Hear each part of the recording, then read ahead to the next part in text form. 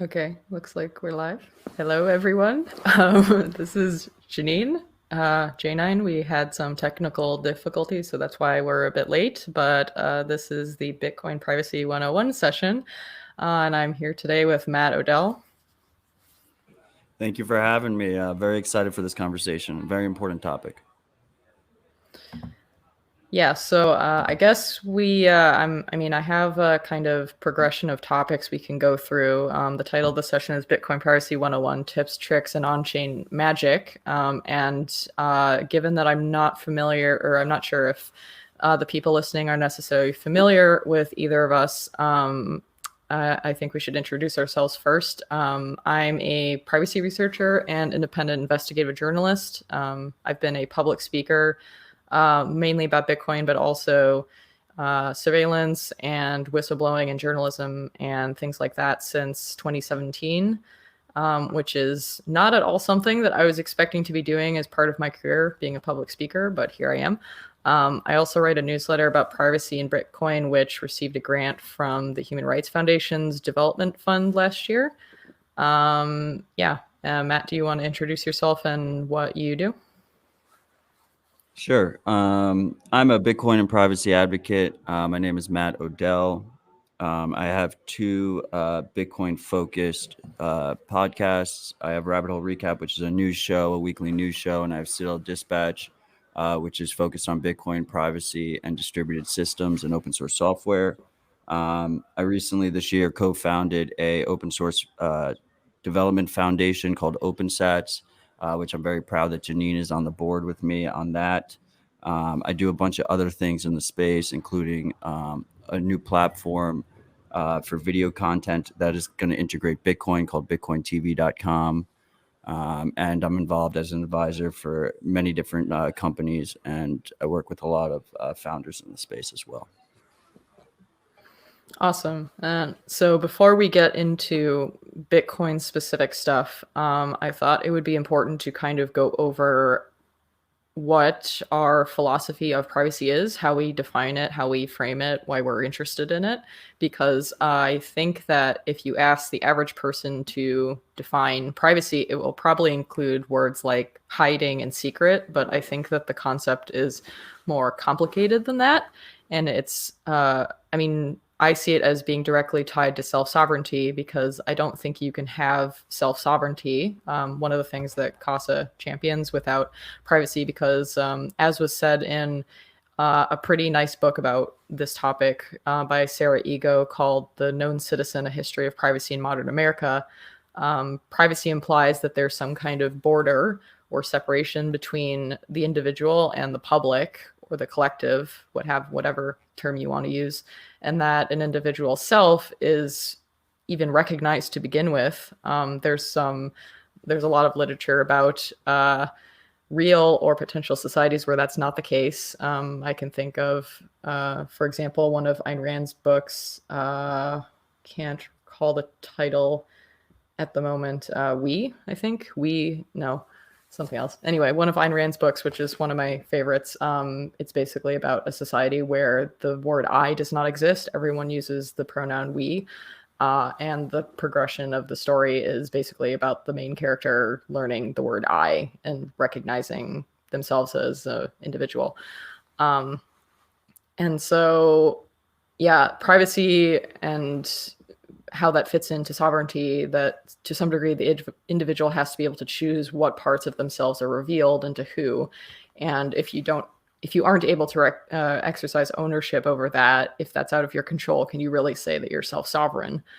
So that to me is what privacy is about. If you want to say a bit, Matt. I mean, I think that was really well said. I would just add that I think, the Cypherpunk manifesto put it really succinctly, that privacy is not secrecy. Secrecy is this idea of hiding everything. Privacy is this idea that we can selectively reveal what we want to the world.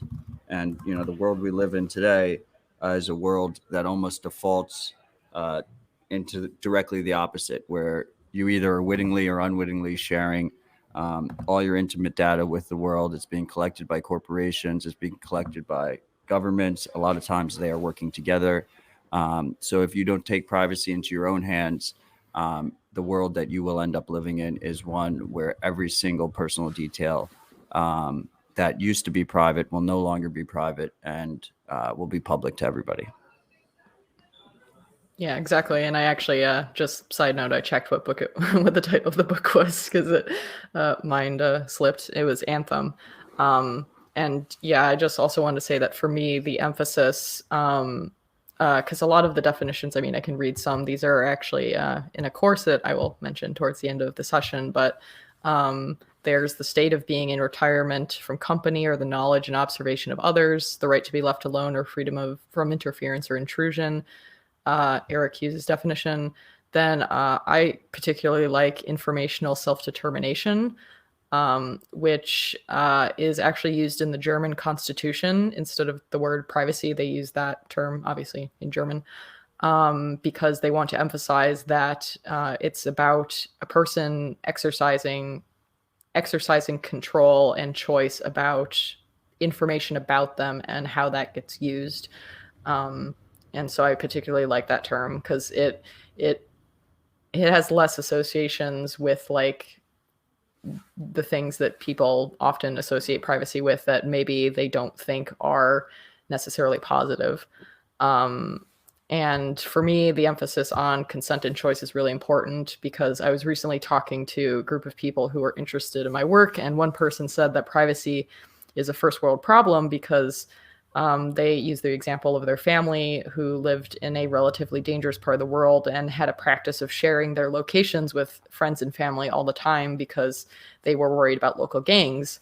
And my response to them was that that kind of practice is actually not in opposition to privacy at all, because if you need to share information with people you know and trust to keep you safe, that's not anti-privacy. What I would say is that the technology and services that they're using might be used against them to make them less safe by doing the same thing, by sharing that information, their location and what they're doing, with people who shouldn't have it.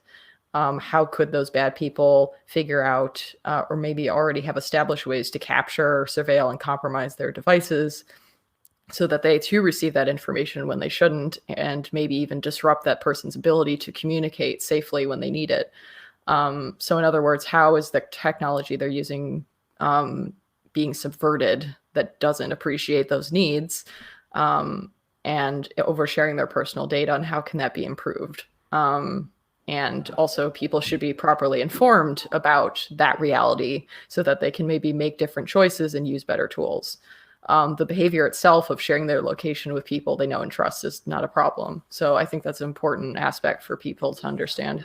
Yeah, I mean, that's excellent framing. At the end of the day, in the digital world, when we're talking about digital privacy specifically, like it really comes down to being, having individual understanding, making individual choices, and actually giving consent to providing that information and understanding what information you're providing. Yeah, exactly. And since we're a bit shorter on time than expected, kind of two of the topics I wanted to go over were what are some thoughts that we have about how our expectations for privacy have changed over time and how they might change going into the future. I mean, for me, one thing regarding how things have changed or how things will change going into the future is that everyone's talking about this video that's gone around, kind of an advertisement saying that you will own nothing and you'll be happy. And that keeps coming up as like a lot of world leaders are kind of gunning for a future where they expect us to just be happy without privacy, even though I think actually in the grand scheme of things, one of the interesting, I'm not an architect, but one of the things that I find really interesting about architecture is how it has reflected this cultural shift, at least in the West, to some degree in other places now, but especially in the West, it's reflected this trend towards more privacy in actually how the architecture is formed. Because, I mean, obviously, if you go through human history, when we started off we weren't building our structures, we were living in caves. There was basically no privacy except for what you could cover with animal hides. Everyone lived completely communally.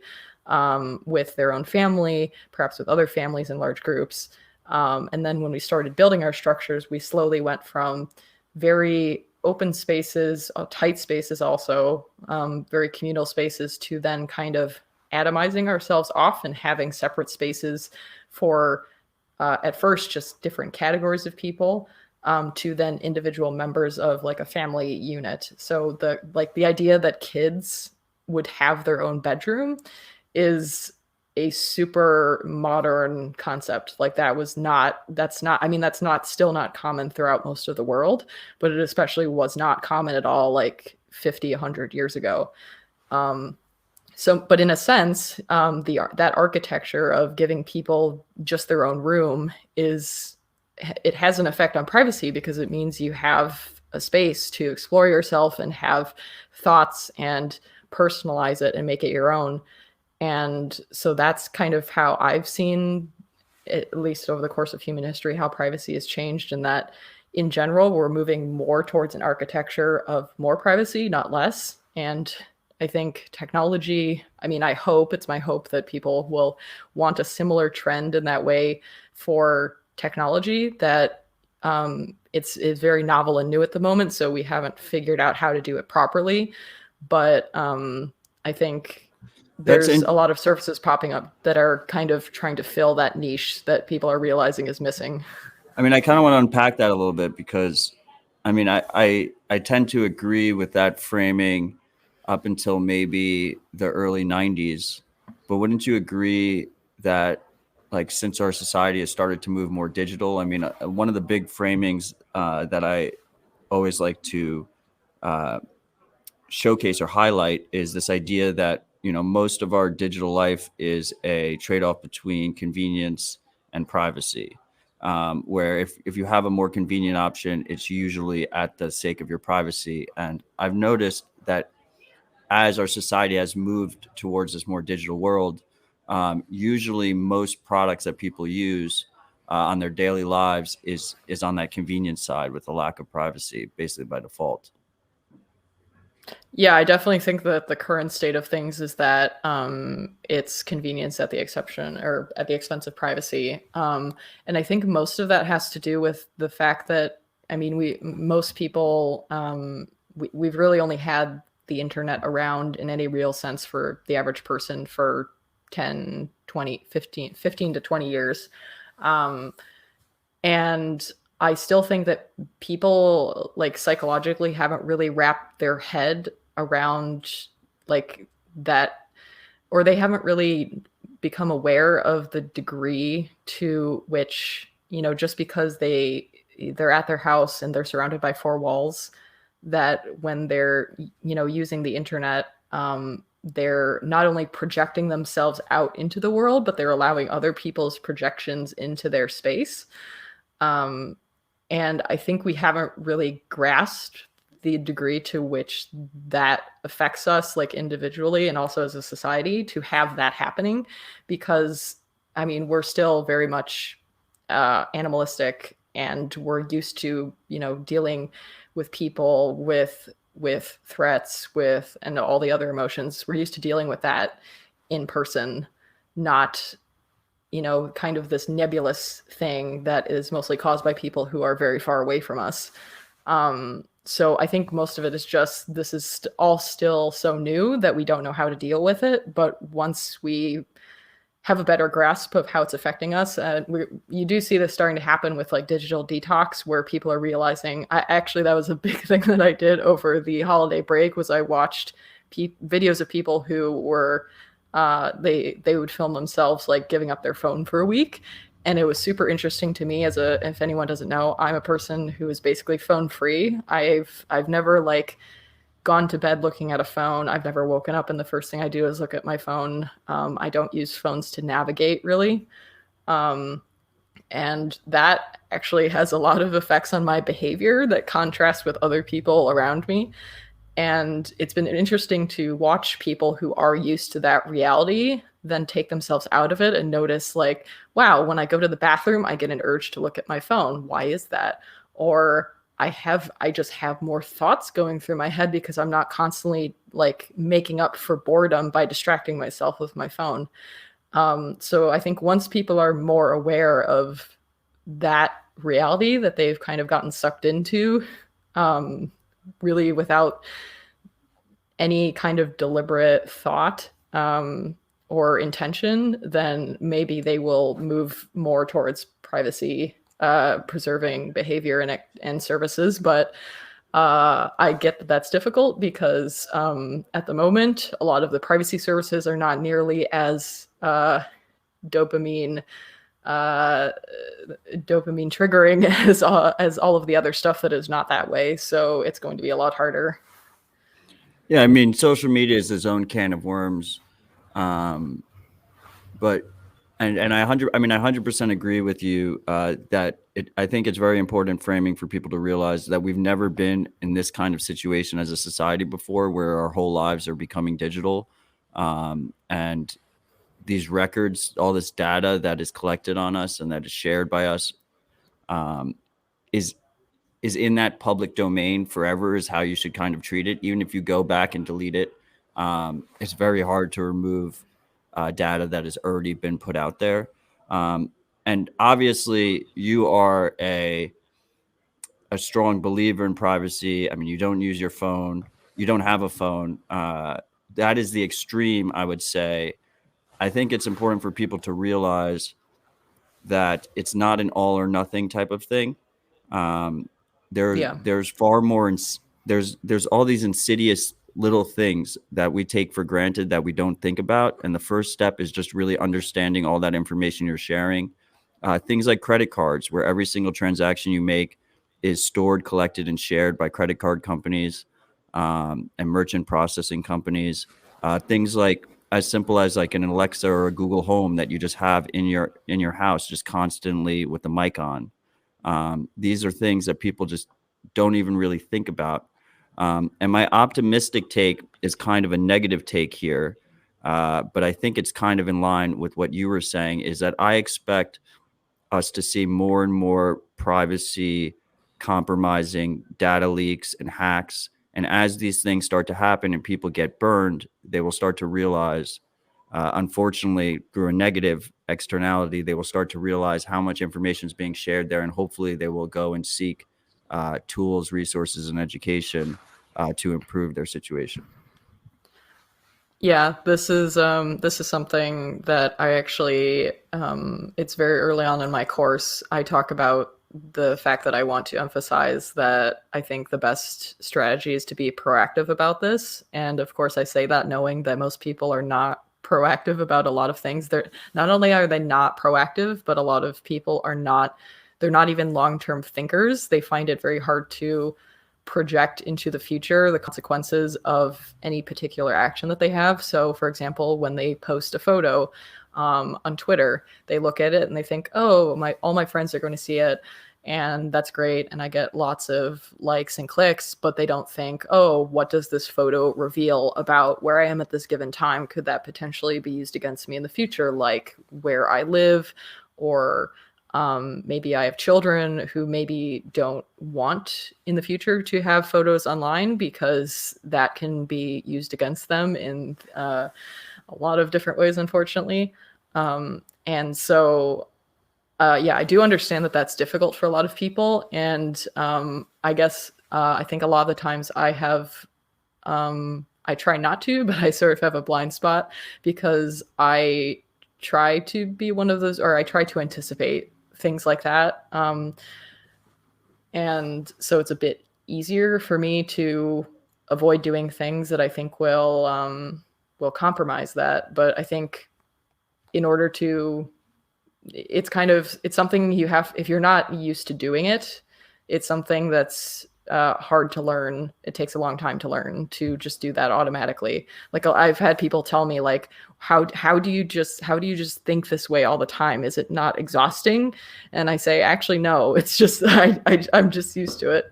But I can imagine that for other people who haven't done it before, it is exhausting to think about all the ways that their information could get used and how to mitigate that. Yeah, I mean, it's super easy to get overwhelmed. just because of the absolute massive amount of information that most people share. But once again, it's the little things. Do little things at first. Start trying to improve your situation. Start thinking about it, and slow and steady, it will become a normal thing that you are considering whenever you're using a product or a service, or considering about sharing something on social media, or even using social media to begin with. Yeah, and so I think we should maybe get into the Bitcoin specific part of this. Uh, and I think, the first thing that for a lot of people, the way that they get into Bitcoin is that they go to an exchange and they buy it. Whatever exchange works for their wherever they live, their country, or one that a friend has told them to use. As a person who has never used any KYC exchange ever, or actually any KYC wallet, no KYC services for my Bitcoin, I can say that it is definitely possible, after multiple years, to do that without compromising yourself at the very onset, which for most people is to sign up to a KYC exchange where you have to provide a whole bunch of personal identifying information, that, of course, the exchange, being what it is, has to request, because they are taking custody of your money, and in most countries it is required by law for them to do that.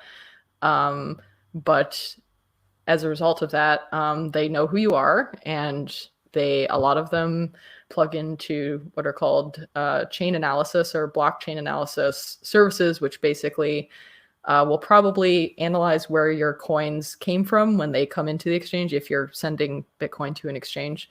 But if you buy Bitcoin and then you withdraw, they're also tending to take a look at it after it leaves the exchange. We know this because there's been a number of instances where users of an exchange have had their accounts closed or frozen because the exchange noticed that they had withdrawn Bitcoin from the exchange and then gone and used something called a CoinJoin, essentially mixed their Bitcoin with other people's coins. And the exchange noticed this, probably through a chain analysis service. And even though, as far as I'm aware, there is no law in any country saying that using a CoinJoin is illegal or anything, it is just part of their policy, maybe either anticipating that there will be that kind of policy in the future, or just because that's what they've been told by their compliance team, who is not necessarily a legal team, just a compliance team, to do this. And so that's how we know that they're probably doing that. But yeah, maybe if you want to go into that as well, that topic. Yeah, I mean, I think that was a really good overview. Just a couple quick points here. First of all, KYC stands for Know Your Customer. It's the policies that are in place at every regulated Bitcoin company that is meant to comply with money laundering regulations to prevent money laundering. First thing is, it's not actually effective at stopping criminals. Criminals will buy or steal KYC information from other people, and they can get around it. So it really just hurts law-abiding citizens. When you share this information, you're keeping this personal information with whatever service you're using. So you're trusting them to actually secure it properly. There's a lot of talk in Bitcoin circles about not your keys, not your coins, in terms of not trusting a custodian with your actual Bitcoin. But you are also always have to remember that you are trusting these regulated services with your private information, which sometimes can be even more valuable than the Bitcoin itself. The other thing is when we talk about what the situation means, it means that most regulated brokers and exchanges that are offering Bitcoin services are essentially creating long lists of Bitcoiners that are never getting deleted and their transaction history. Bitcoin is not anonymous by design. So if you aren't doing privacy best practices, Future transaction history after you actually remove it from the service can be tracked as well, including real-time balances. And then last but not least, once again, there's different shades here.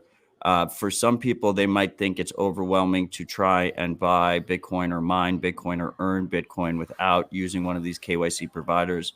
The most actionable step you can do in terms of something that is easily accessible is to limit the amount of services that you are sharing your data with. Only use one broker. Don't go and sign up for 8 different services that require you to do a face scan, scan your driver's license, put in all your personal information. Try and limit that information as much as possible. Yeah, and it was also for anyone who may be thinking, why? I mean, I have an ID. I've shared it with a bunch of people. Why should I care about this? And one of the points I made when we both spoke at the Oslo Freedom Forum a few months ago is that financial privacy is directly related to financial inclusion. I can say that I, as a legally documented person, could not sign up, even if I wanted to. I definitely do not. But I cannot sign up for example, Coinbase, because the types of identification that Coinbase requires in order to use their service, I do not even possess. I do have ID, but not the ones that they require. So I, as a documented person living in somewhere in the Western world, I cannot use a service like Coinbase. And yet I have bank accounts. Where they accepted the identification that I do have. And so I find it amazing that a company like Coinbase and a lot of others who talk about how they're trying to build a more open financial system, if someone like me is locked out of that, imagine how many people around the world are locked out of that. That is not an open financial system. So for me, financial privacy is directly related to financial inclusion. And that's both reasons are why I care about Bitcoin and about avoiding it being captured by services that do require identity, because I don't think that's the right thing to do going forward. 100%. And I mean, a lot of times what we see is Bitcoin companies go out of their way to over comply with regulations. They're not actually meeting the specific requirements. They're going above and beyond. I think that's the case with services that you'd be able to get a bank account, but you can't sign up for the service. I would just also add one more thing from your previous point. Janine mentioned chain analysis companies.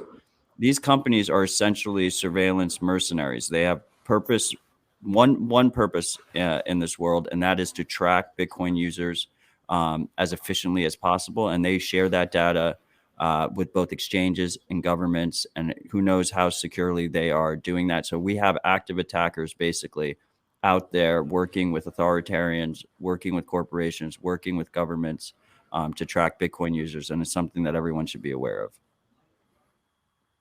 Yeah, and I just want to mention for anyone who kind of wants a more detailed list of steps of kind of how to approach this, there's some great guides by someone who goes by Bitcoin Q&A, not Q and A, but Q&A. So if you go to bitcoiner.guide/privacy, that's a privacy guide. And then there's a no KYC only guide at bitcoinqa.github.io, no KYC only. But I think if you just go to the main Bitcoiner guide website, you can probably find a link there that also goes to the no KYC only. So just wanted to mention those resources. I 100% co-sign that message. Yeah, and then so before we run out of time and so that we can still do Q&A, the last thing I wanted to talk about is just to make people aware who maybe not of what is available out there in terms of privacy-focused wallets, which is something we also talked about at the Oslo Freedom Forum. So for mobile, the two main ones, luckily, I mean, we used to only have Samurai Wallet, which is an Android app, and actually was at one point one of the only privacy wallets out there. And now we also have an iPhone app called Chaincase, which was also a recipient of a Human Rights Foundation grant. Both of these wallets do CoinJoin, they do coin control, they use the Tor network, which is something we can talk about if anyone has questions about that more specifically. Samurai works with Whirlpool for the CoinJoin part, which is a desktop client. That's how they do CoinJoin. And then there's another desktop wallet that does CoinJoin called Wasabi Wallet. And then there's another desktop client which recently, I believe, started doing CoinJoin. No, it's Whirlpool compatible.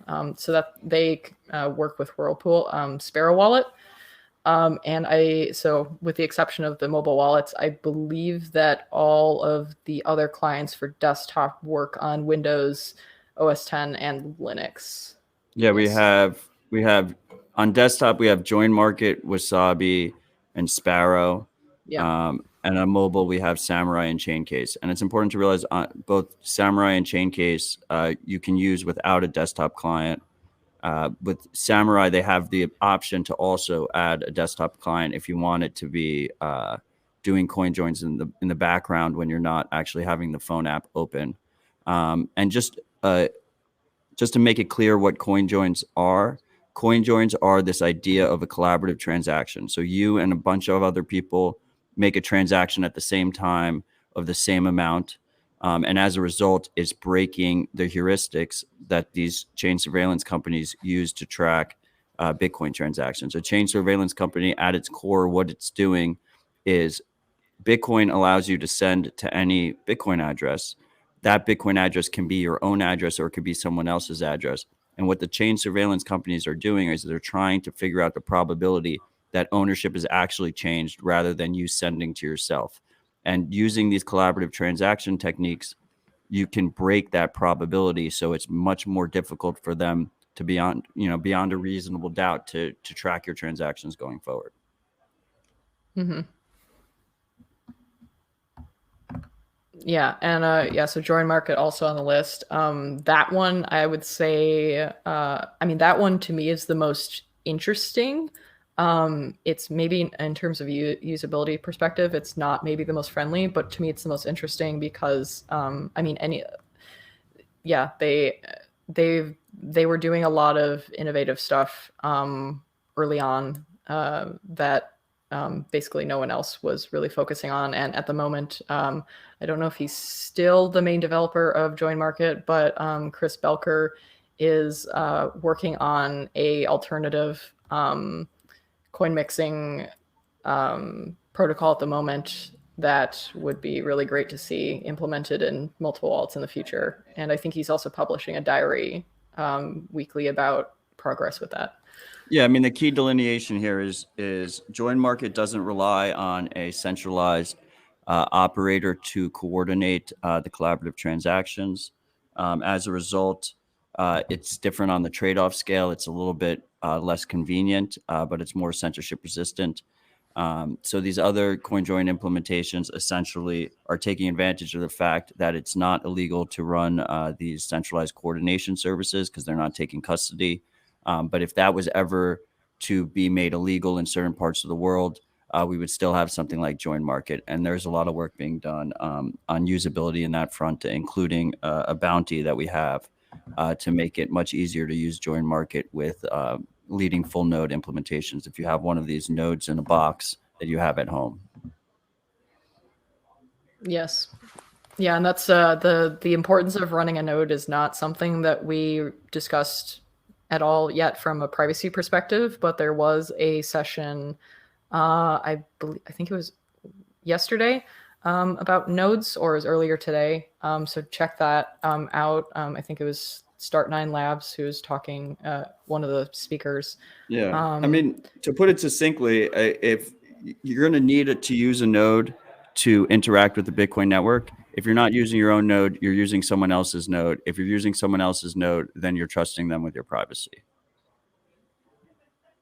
To a degree, yeah. I mean, they can, it's much easier if you're using someone else's node for them to correlate that particular transaction with your identity. I mean, your identity is not tied explicitly to the transaction, but because you're using their node, it's easier for them to learn more about you and possibly share that information. Should we go into the Q&A to address some of these things, or let's do that? I think anything else you want to address? I think Q&A is very productive. Let's hit that.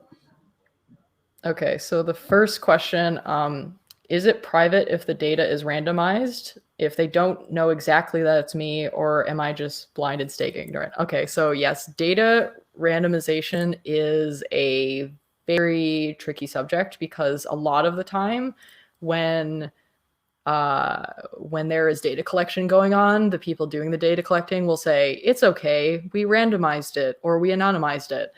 And sometimes, occasionally, they will actually tell you how they did that, because it is very important, actually, what algorithm or process they used for that randomization. A lot of the time, when they say that data has been anonymized or randomized, it's not very good, and it can be de-anonymized relatively easily. There's been a number of cases of that happening. So just because someone says that something is randomized or anonymized, do not take that as don't take that at face value. It might not actually be effective. The perfect example here is a lot of companies will say that they collect anonymous location data on individuals that is not tied directly to the individual. But at the end of the day, if you can see where someone works and where someone lives and everywhere someone goes, it's relatively easy to unpack that information and figure out who the person is. Yeah, and I mean, to even give a more extreme example, I mean, I don't know if they were actually anonymizing it, but there's a fitness tracking app that, for example, people in the US military were using. And as a result of their poor handling of that information, I don't know if they actually anonymized it or not, but just for the fact that you could see traces of where people had that app on and were using it and tracking their movements, it revealed secret US military bases around the world, just through this fitness tracking app, and them not being aware that that information was being collected in that way and not stored properly, I guess, because people found it. So yeah, that's an example of, like, sure, it may be anonymized, but if it's literally a trail of your life and where you're going, and there's with enough data, if enough data points in different categories, you can leave your name off of it. But if it says, you're a female, you're this age, you have this amount of money, you're living in this city, and you tend to go to this restaurant, that's a lot of data points that can really narrow it down, and you don't need to know the person's name. So yeah, anyway, that is definitely something to be skeptical of. I have not heard of OnlyKey. Have you heard of OnlyKey? I have not. Next question.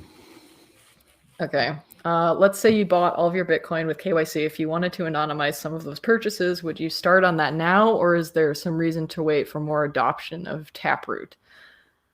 Well, so one thing you want to consider before, first you have to acknowledge, because you've KYC'd yourself, and the main thing is, you've provided personal information to an exchange.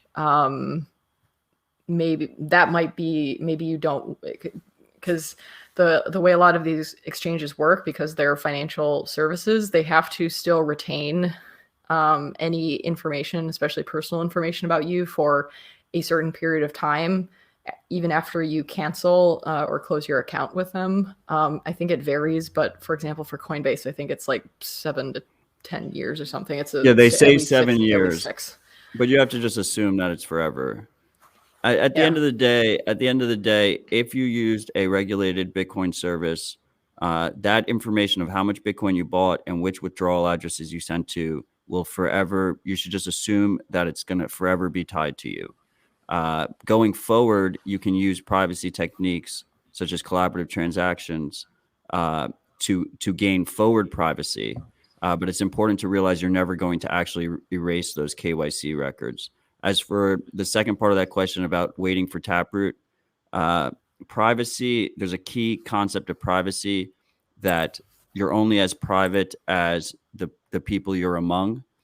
So you want to be using privacy techniques. Privacy techniques get better if we have more people using it. If you're the only person wearing a mask in a crowd and they're watching you on camera, they can just follow that person that's wearing the mask. But if everyone's wearing a mask in the crowd, it is much more difficult to track the individual. So with Taproot, it's going to take a while for Taproot adoption to increase to the point where you have a larger crowd to be among.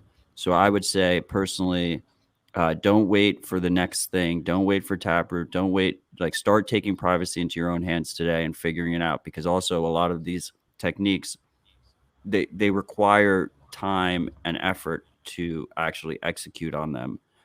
So the longer you wait, you might not be able to try and gain back that forward privacy in the future when you actually need it, or you realize the need for it.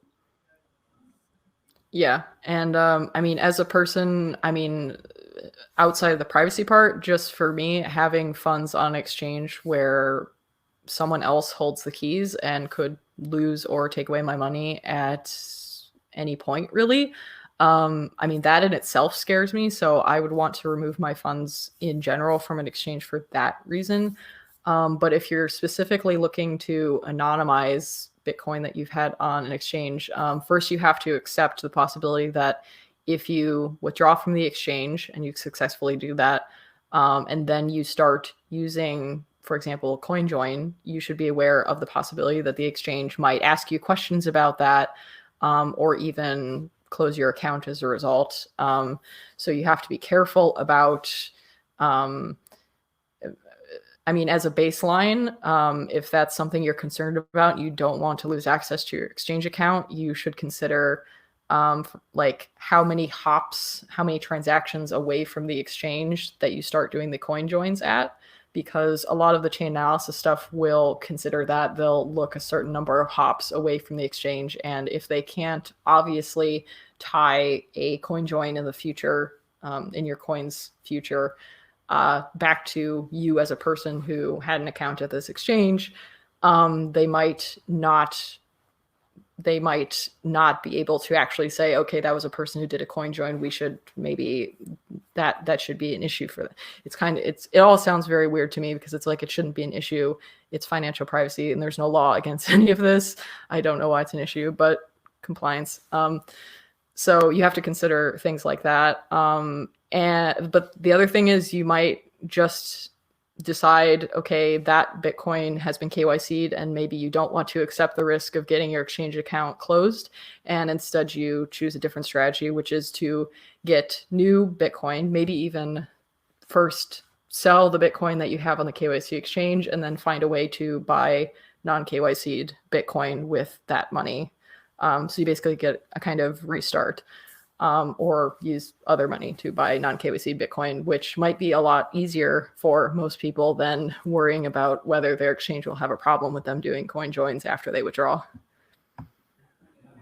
Yeah, I mean, I think that's good feedback all around. And when we're talking about acquiring Bitcoin without providing this personal information, most of the ways involve, in terms of actually buying it, it's a person-to-person transaction. There's a software tool called Bisq, an open source project that helps coordinate those transactions.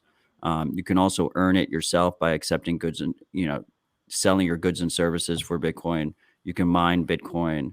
And another technique that a lot of people don't talk about is there's Bitcoin ATMs located in a large part of the world, and a lot of them only require a phone number verification.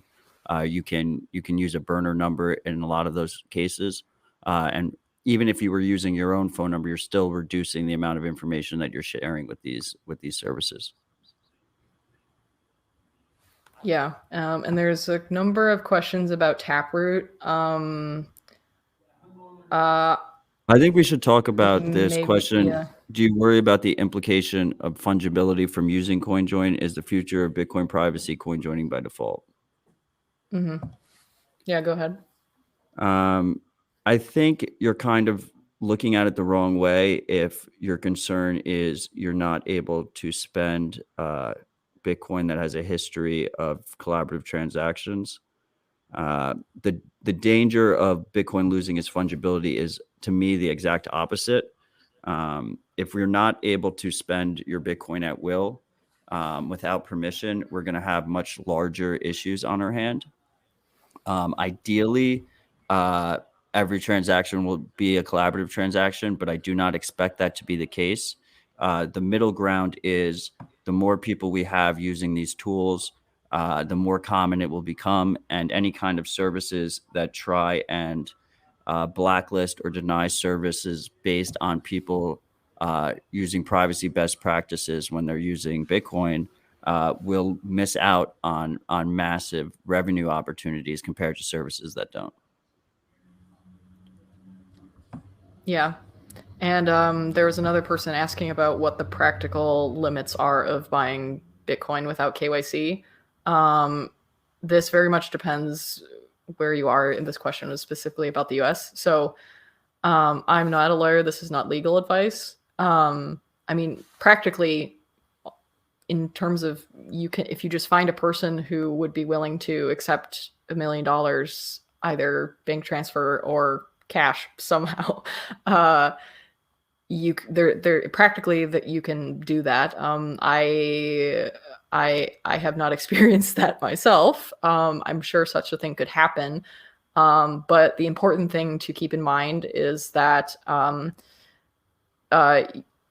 to not get yourself in trouble, or to maybe avoid getting yourself in trouble, there is a legal, unfortunately in the US and a lot of other countries, there are now legal limits to how much cash, how much you can purchase a product or a service in cash with businesses now. There is also a limit, I think, for private transactions, but it's a lot lower. I think for businesses, it's going down, like in the US, or at least they're trying to make it as low as like $1,000, or at least under 5,000. Whereas I think for private individuals, the limit is a lot higher, still around like the 10,000 suspicious, what is that? I can't remember what that policy Suspicious is. activity report. Yeah, SARS. Yeah, SARS limit. Yeah, I mean, in practice. So you have to. Yeah, so just to finish up, the only thing I wanted to say is that it's very different if you're purchasing Bitcoin from a private individual and they're not in the business of selling Bitcoin or trading Bitcoin with people. That is very different from you just bought Bitcoin from a private individual who wanted to sell you some Bitcoin, but they don't do that as business. So keep that in mind. Not legal advice, but that is an important thing if you want to go about that to avoid trouble. Yeah, I mean, I think in practice, it's way more difficult to obtain Bitcoin without providing personal information. So you just have to take that into account. It's just it's another example of the privacy versus convenience trade-off. Yeah. So in exchange for, if you have $1 million to buy Bitcoin, and you do it with an exchange, you get the convenience of $1 million of Bitcoin, but now an exchange knows who you are. And I think actually that a lot of exchanges, they actually have their KYC policies kind of get more intense given the amount of money that you're talking about. So they might require like a video call with you, for example. I've seen that before for some of the policies. So keep that in mind, that the KYC policies that you see generally for most people might not be the ones that apply to you if you're talking about amounts that high. To quickly address the question about using a node plus no KYC, does it matter if you just follow one of the practices, or do you need to follow all of them? I think this is a really personal question because it all depends on your threat model, which is a term, if you're not familiar with it, it just means what risks do you face and what do you have to do to keep yourself safe from them. So that question kind of really depends on what your threat model is, by how private you want to go. I would say that just doing one or a few of the practices is already a massive improvement compared to a lot of people. But it all depends on what risks you face and what you're trying to achieve. So that is a very individual question that really quickly, just because we're getting to the end of the time, but if this was a lot of information to deal with and you want more help with it, there is now a new course at Casa Academy, which you can find at academy.keys.casa. There's a new Bitcoin privacy course that I've been working on there. And so it only at this point it only addresses off-chain stuff, so nothing to do with Bitcoin, but more how to basically get started with using privacy tools, changing your behavior to fit a more privacy preserving lifestyle, things like that. So if you want some guidance with that and you're interested, there is now a new course that will be available that you can find there, or should be able to soon. That's awesome. I mean, I just wanted to thank you for having me and thank Casa for hosting.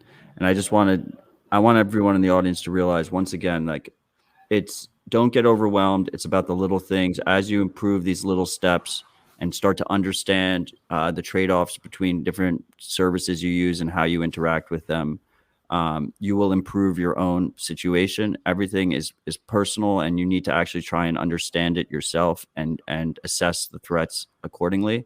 And as people improve themselves little by little at scale, it helps all of us. Mm-hmm. Yeah, thank you for coming. And yeah, I hope everyone enjoyed and this wasn't too much of an overload.